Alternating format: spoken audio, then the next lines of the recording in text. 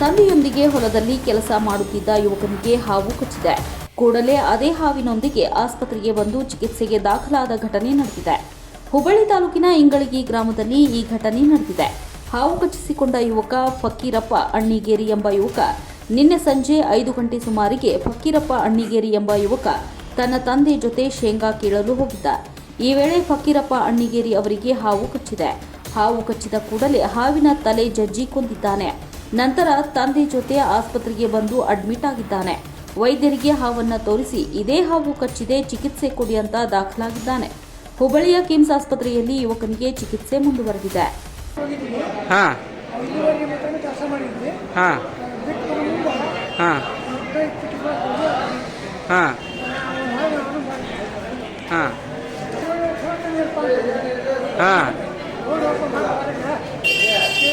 ಯಾವ ಹಾವು ಕಡ್ದಿದ್ದ?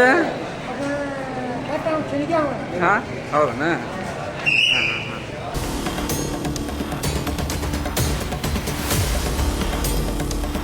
ನೀವು ನೋಡ್ತಿದ್ದೀರಾ, ಇದು ನ್ಯೂಸ್ 88 ಕನ್ನಡ, ಸುದ್ದಿಯ ಜೊತೆ ಸದಾ ನಿಮ್ಮೊಂದಿಗೆ.